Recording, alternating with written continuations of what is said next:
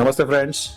Shoulder pain main reason rotator cuff muscles या गर्दन का पेन जो नीचे जाता है। एक बार शोल्डर पेन शुरू हुआ, 15 दिन के ऊपर अगर आपको पेन है, और हाउ टू रूल आउट कि ये सर्वाइकल पेन है या शोल्डर पेन है।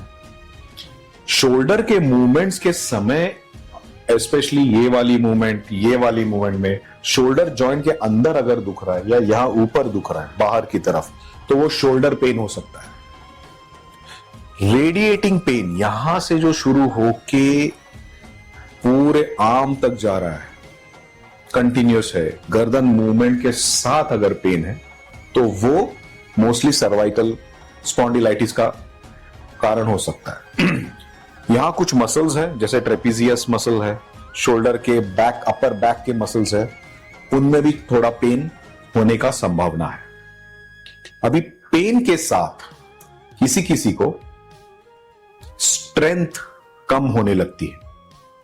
उसके भी दो कारण होते हैं कि सर्वाइकल डिस्क है लेकिन क्रोनिक है, पुरानी है, और मसल्स वीक हो रहे हैं। मसल ओके है, जिम इंजरी, फॉल या कोई और कारण की वजह से अगर शोल्डर में पेन है तो रेस्ट 15 डेज, अराउंड 2 वीक्स, दवाई, इससे वो ठीक होना चाहिए। तो वो मस्कुलर पेन है।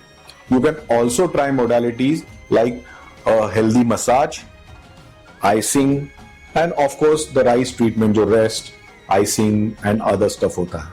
15 डेज के ऊपर अगर आपको पेन है, you need to see a specialist. Range of movement में पेन है तो मसल टेयर, जिसको रोटेटर कफ इंजरी जिसे आप साइड में देख रहे हो सकती है। उसके साथ यह भी नोटिस करना है कि अपनी ताकत कम हुई है क्या। कोई जिम जा रहा है, लिफ्टिंग में पेन के साथ स्ट्रेंथ कम हुई का, ऐसे पेशेंट्स को एमआरआई का जरूरत होता है या हम जैसे स्पेशलिस्ट को देखना जरूरी होता है। इसके दो मोडालिटीज होंगे, या तो हाई रिजोल्यूशन सोनोग्राफी करेंगे या एमआरआई करेंगे। अगर केवल मसल को स्वेलिंग है मोर देन 15 डेज, तो इस तरह सोनोग्राफी से हम लोग उसमें इंजेक्टेबल्स देते हैं एंड पेन रिलीफ हो जाता है।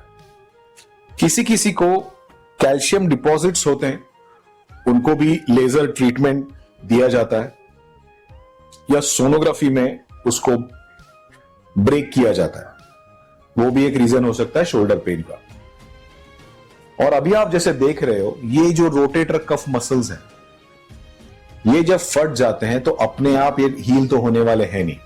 इसको हम आर्थ्रोस्कोपी से रिपेयर करते हैं। सिंपल रेगुलर प्रोसीजर है। आप पूरी कॉन्शियस होश में रहते हो, केवल शोल्डर ब्लॉक में होता है और दूरबीन से होता है। तो ये वाले पर्टिकुलर जो मेजर 4 या 5 मसल्स जो वहां पे हैं, उसको दूरबीन से हम लोग रीसूचर करते हैं। वक्त पे करेंगे तो मसल का क्वालिटी अच्छा होगा। So again, as always I say, choose the right surgeon जो रेगुलरली कर रहा है, जो आपको एक्सप्लेन करेगा कि क्या हुआ है। तो जैसे रोटेटर कफ टेयर है, उसको इस तरह एब्जॉर्बेबल सूचर से दूरबीन के सहारे बिना चीरफाड़ के रिपेयर हो जाता है। सेकेंड डे आप घर जा सकते हो, और ये जो मोडालिटीज, मॉडर्न मोडालिटीज देख रहे हो, आपकी मूवमेंट्स सारी वापस आ जाएगी। वक्त पे करेंगे तो स्ट्रेंथ भी पूर्ववत हो जाएगी, लेट करोगे तो स्ट्रेंथ में डेफिसिट रह सकता है। इसलिए टाइम पे आना और ट्रीटमेंट लेना बहुत जरूरी है।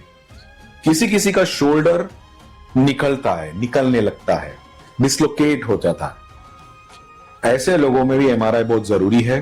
और अगर वहां टेयर है, लिगामेंट गए हैं, उसे भी दूरबीन से, लेजर से, आर्थ्रोस्कोपी जो वर्ड है, ये कॉमन मैन को समझता नहीं है, आर्थ्रोस्कोपी से इसको रिपेयर किया जाता है और रिजल्ट्स आप लोग देख रहे हो।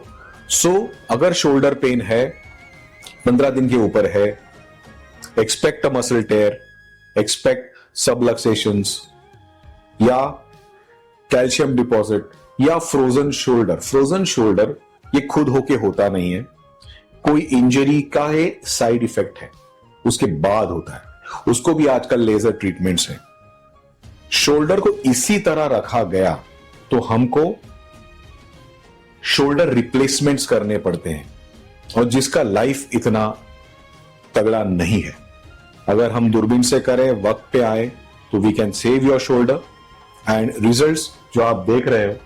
So friends, shoulder pain more than 15 days, see a specialist like us, investigate करें, वक्त पे करें तो शायद आपकी कोई प्रोसीजर और सर्जरी भी मिस हो सकती है।